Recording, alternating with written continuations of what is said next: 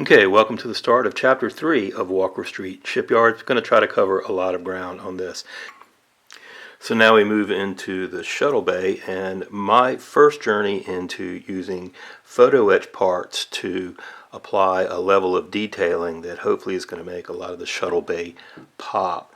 So you've got your Paragraphics 1350 refit Photoetch set here, really thin metal pieces that apply to the different parts of the build.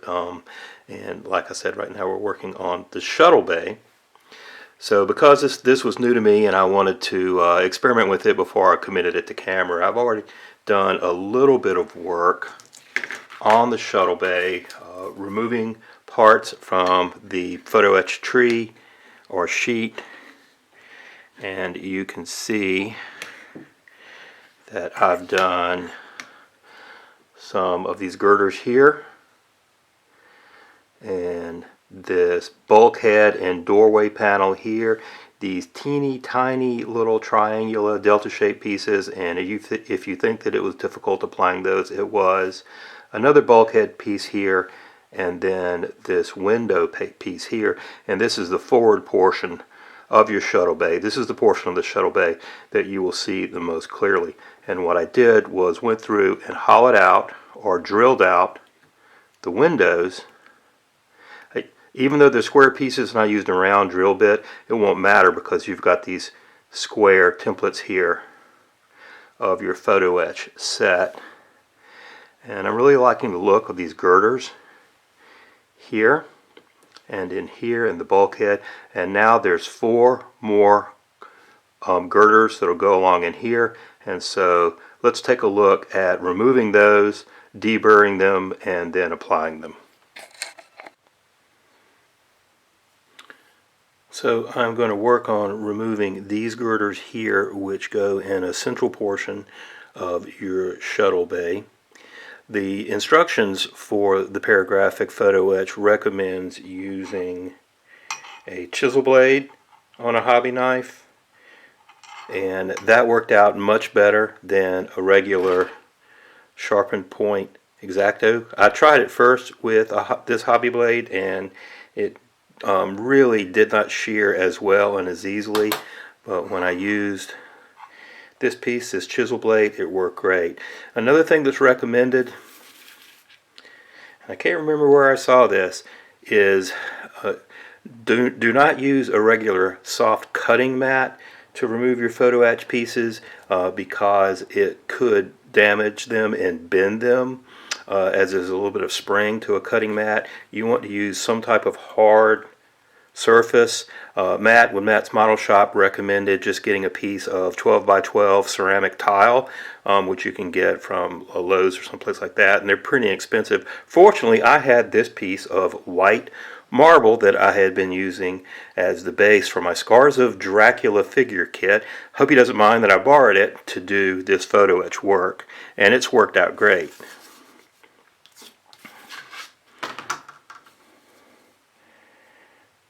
So let's get in as close as we can. I am also using these to augment my vision to get in close.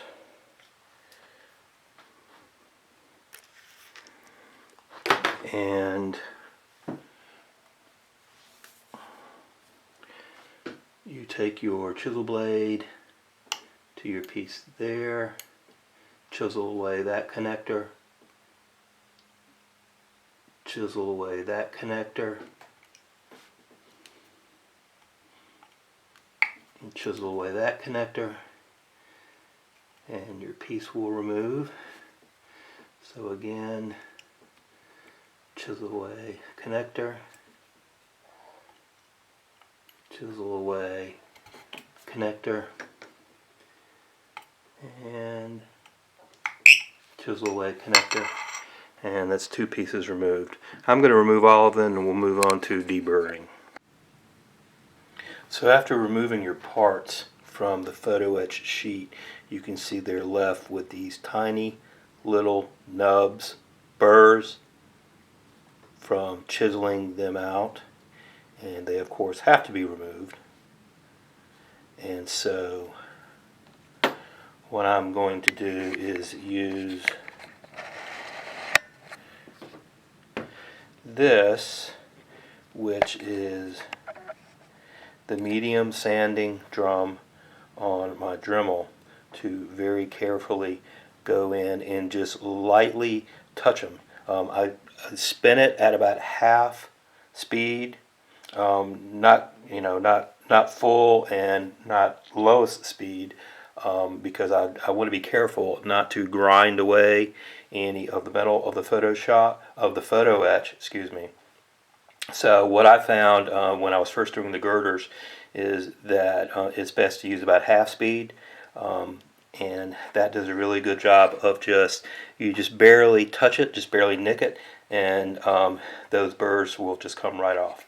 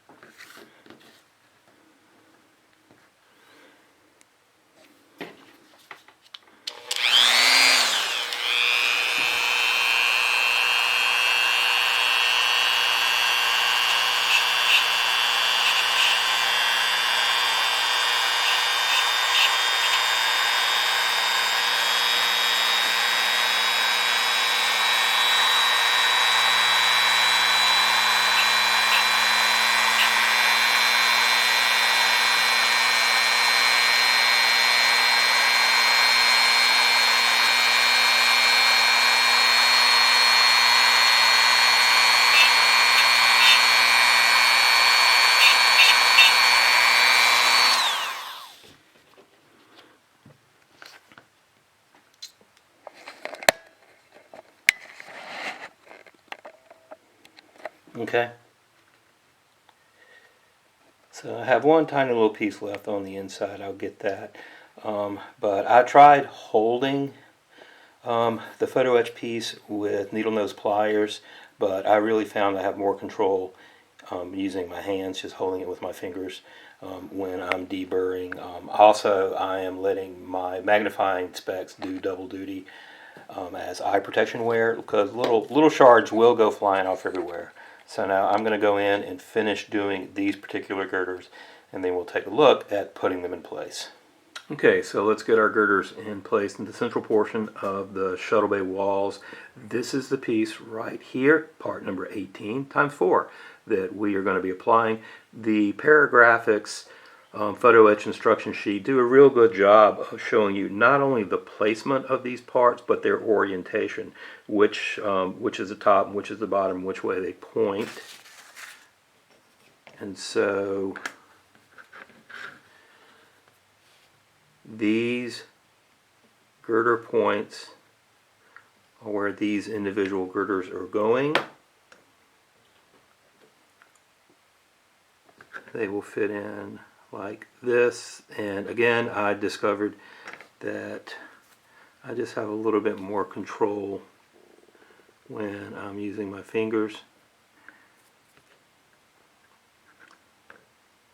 So we take a little bit of our CY glue, apply it to the area.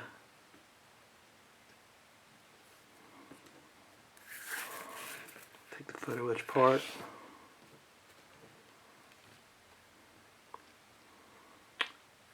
put it in place.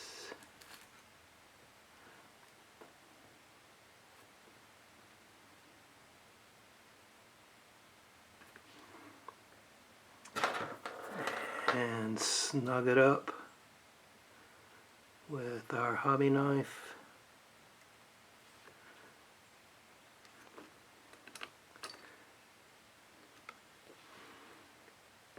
And that girder is set. So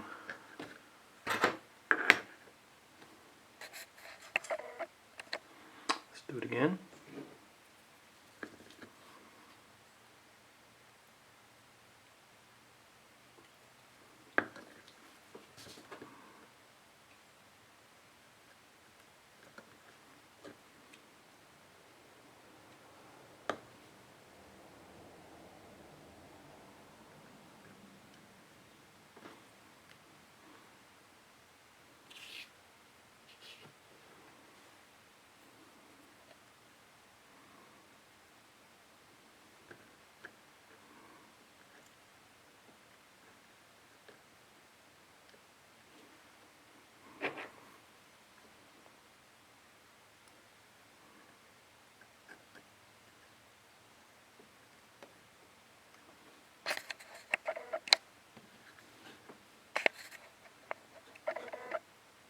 See that? It's two in place.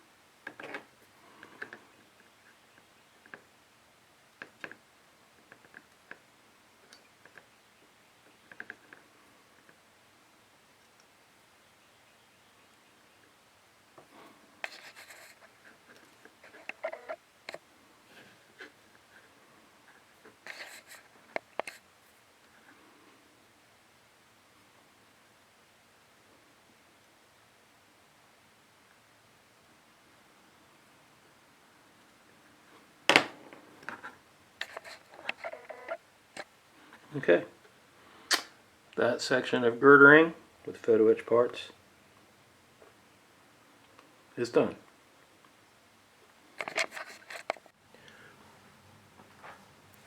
So once your glue's dried on your girders, and of course since it's CA glue it dries super quickly, I recommend coming in and taking the Shuttlebay top piece and putting it in place just to make sure that your girders are not seated too high and will prevent that piece from laying down flat. There is one more piece of photo etch for the Shuttlebay that I'm not going to put in just yet. There is this really cool guardrail that runs along here. It also runs along the other section, the matching section on the other side, and it runs across the back end. I am going to paint that a different color. I'm probably not going to use the wall color and maybe go with like some type of chrome or steel just to have a little bit of contrast so it'll pop out a little bit. Now in looking at screen stills of your Shuttlebay, I've tried to really figure out what's going to be the best color to do the Shuttlebay, and I'm going to do a little bit different than I did in my first build, which was part of the Shuttlebay was in gray and part of the Shuttlebay was in tan. I saw that this section in here is actually a really dark olive gray color, whereas everything forward here is a tan, almost white color. I don't want to go as white because then I think it would be not enough differentiation between that and the exterior white color. So I'm going to go with something a little bit different, but still in keeping, and that's going to be, after giving it all a coating of Tamiya fine gray primer, I'm going to do the forward section right here with this color, which is titanium silver, and then which is almost a tan actually, and then this section in here with olive drab, and really going to hope that those come close to what we see in the movie. So now that I've got the paints out here, I want to address sort of the elephant in the room and talk about the A word, and the A word being airbrush. I don't use one and haven't used one. I know it's the preferred painting tool for a lot of modelers, particularly modelers who do vehicles and starships and spaceships, I completely get that. Since the bulk of my modeling so far has been in figure kits, I've been able to do the level of painting and fine detail painting and things like that through brushes.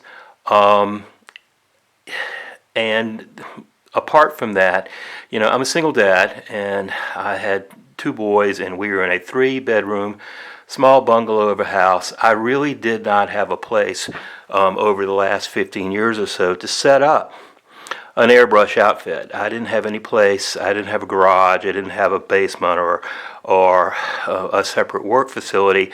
I had 3 bedrooms, a dining room, and a den, and so there wasn't an area that I could really vent out using that type of spray. There wasn't an area where I could run that compressor at night after the boys had gone to bed. So I've just continued to enjoy using, brush paint. For this kit, and again for the last kit, also for the Jupiter 2 and the Chariot, I've been leaning more and more your spray paints. I think that absolutely an airbrush is the best way to get the fine detail on a starship, particularly those pearlescent, luminescent, Aztec designs. Is beautiful work that a lot of people do, and you can check out Boyd's work and Trek Works as he uses masks to achieve those pearlescent, luminous effects with airbrush. I'm not going to deny that at all. It really looks fantastic. It's just not what I am set up to do. One of the things that Matt said is that I don't know if this is true or not, airbrush users may push back on this. When you're talking about large surfaces, like your saucer surface, it's actually better to use spray cans to get a more consistent finish because your airbrushes just have a hard time with that much surface. That may or may not be true, I don't know.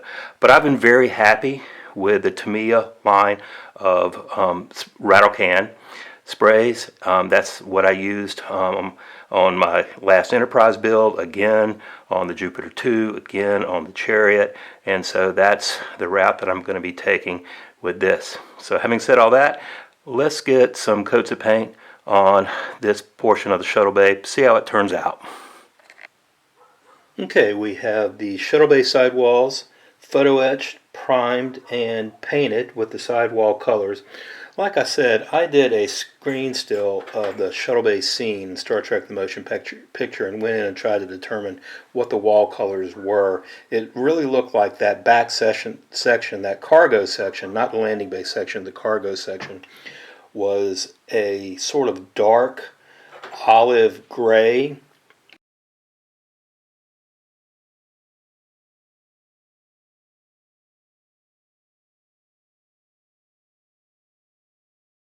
And so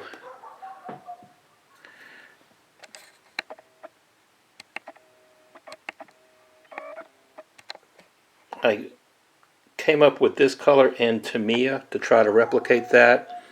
This section here, I had originally thought about using titanium silver from Tamiya, but it really came out too much of a gold cast, so I ended up going with light sand, which is what I did for half of the Shuttlebay in my first build. So now that we've got everything painted and a coat of clear coat, dull coat, I'm going to go back and apply the cargo doors to these cargo hatches. This door right here is actually an emergency lifeboat hatch, and there is actually a decal that goes to that as well.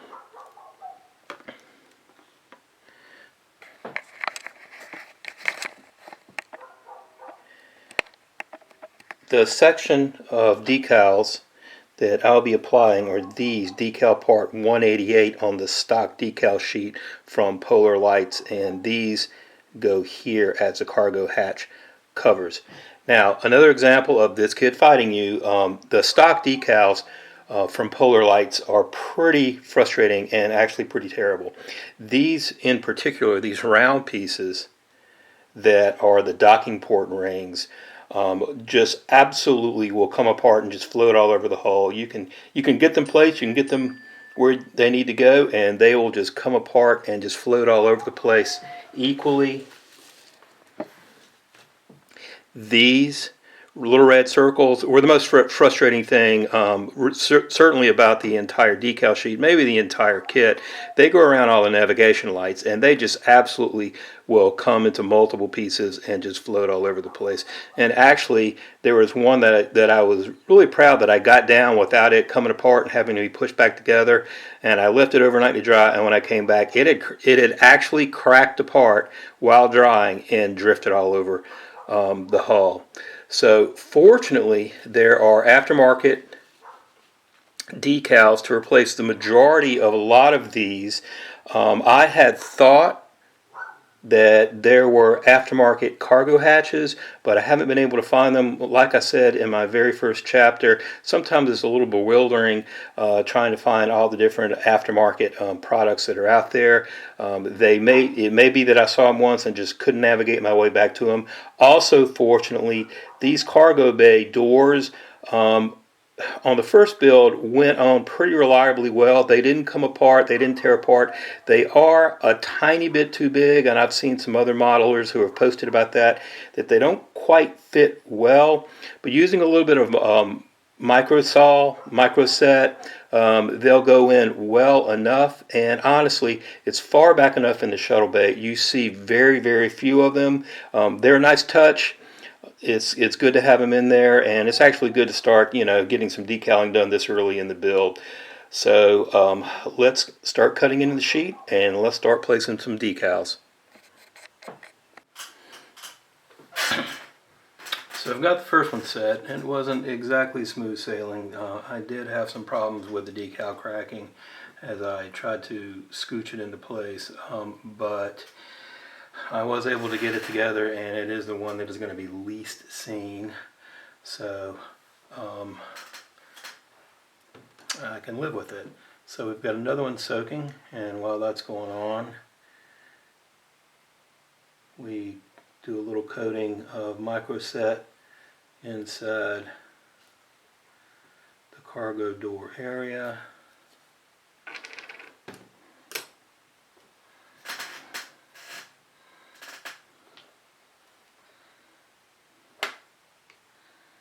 Go ahead, fish out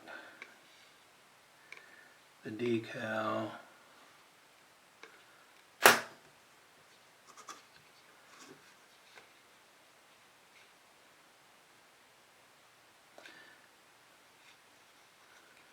Which is already wanting to come off its backing.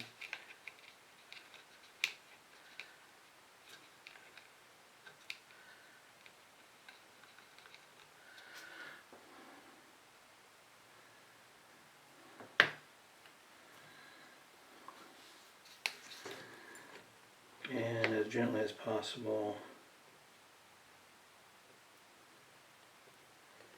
drop it into place.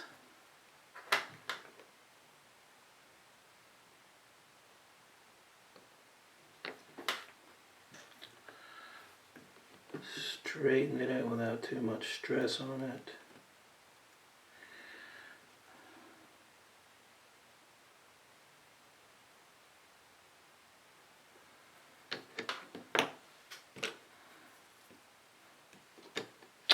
Another little dab of your microset,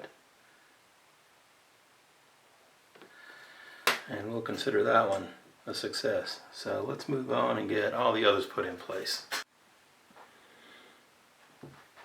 Okay, now I'm going to cut into the HDA ModelWorks decal sheet for some of the fine details that will be in the front portion of the sidewalls of the landing section of the shuttle bay. This is a great set of decals.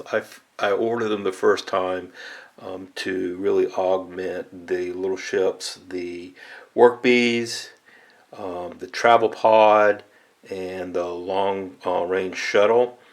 And these are the ones for your inter-system warp shuttles. By the time I discovered these and got these, I had already placed the stock decals for the floor of the shuttle bay and cargo area. Fortunately, those worked pretty well, but I'm looking forward to using these HDA for those sections. Now what I'm going to be doing right now, right away,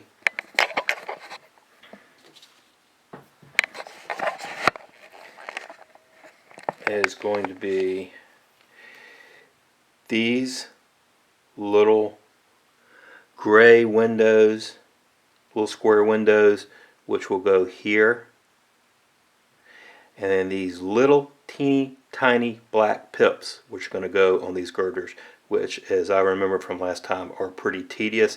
What I'm looking at and wondering is maybe if it's possible to cut this entire strip and just lay it down and position it in place as one piece. I'm highly doubtful anything with this kit could be that easy. That's going to be the first thing that I'm going to try, and then if I have to, and in all probability, we'll separate these out so that I can place them here. We'll take a look when I'm done.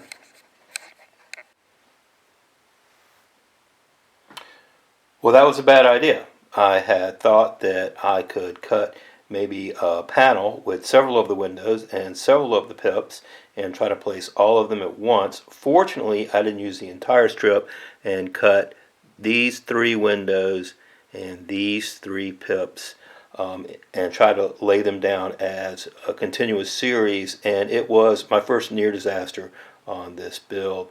They didn't fit at all, so I had to go back in and try to individually slice them into different pieces, and ended up doing a fair amount of mangling, which I think I did a pretty good recovery. But these 2 windows here got fairly mangled. One of the little pips got so mangled that it was really unusable and lost, and I'm going to have to try to replace it here by paint. This little pip got sliced in half. I was able to pretty much paint it back so that you can't really tell. And then when I did these, learned my lesson and cut them into individual pieces. As I remembered, these little pips here are very tedious, very meticulous. You pretty much, or at least I pretty much, had to go with headband magnifiers, lit magnifying specs that made it a lot more easy to get them in place. I think they look great. You can see them because this section right here is the very rear of the landing bay of the Shuttlebay, and so you can see them when you're looking through here. So they really give a nice pop to the Shuttlebay, and it's worth the work, but it is pretty tedious work. So after finishing out that,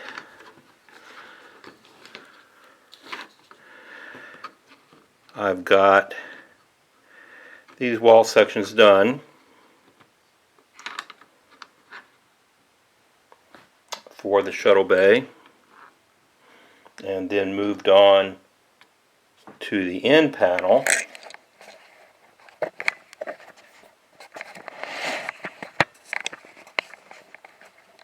And really ended up with a lot of problems with these pieces. Now, the thing about these cargo bay doors is, for the most part, you can't see them. These here on the side walls, on the floor of the Shuttlebay, you really can't see them, particularly the emergency door, because it is sort of behind to the side of the turbo lift. I went ahead and put them down. It's nice to know they're there, but for the most part, you can't see them. One of them sort of ripped into little teeny pieces, but I was able to stitch it together, but I know that you can't see it. However, these on the end piece, you will be able to see, particularly these 2 in the middle, and then these 3 across the top. This one kind of like fell into a lot of different pieces. This one fell into a lot of different pieces. With a lot of work, I was able to stitch them back together. The problem is, as I said before, the decals are really just the slightest bit too large to drop into those holes, and so they really start to give you problems and come apart. What I did for these other 4, particularly since, again, these are the ones you see mainly when looking through the rear of the Shuttlebay, is very carefully trimmed all of the edges, and that really helped them drop down better into place. So I kind of wish I had gone that route from the very beginning with all the cargo bay doors. It's what I highly recommend to everyone. If you're going to use these stock decals, is to go ahead and trim them, and they will drop into place a lot more easily, and you'll have a lot less problems. It is showing me that throughout this build, the stock decals are going to be as problematic as I remembered, which is why, fortunately, going forward, I think about 80% of the rest of the decals that I have, I'm using aftermarket decals, either from JT Graphics or from HD, and then of course the Polar Lights Aztec decals, which are made of a completely different material and really were no problem at all to use. I also went ahead and put together some of the little teeny cool spaceships, the shuttles. They were all painted with Tamiya fine white primer, and then I went back for your intersystem shuttles and use Tamiya pearl white. I'm going to coat these with gloss sealer. I'm going to coat these with semi-gloss sealer, and then I'll put the HDA decals on them. So I think we've covered a lot of ground in Chapter 3, and we will pick back up in Chapter 4, finish out the shuttle bay, get to the turbo lifts, get to the floor decals, maybe the assembly, and then move on to the Arboretum and the Officer's Lounge.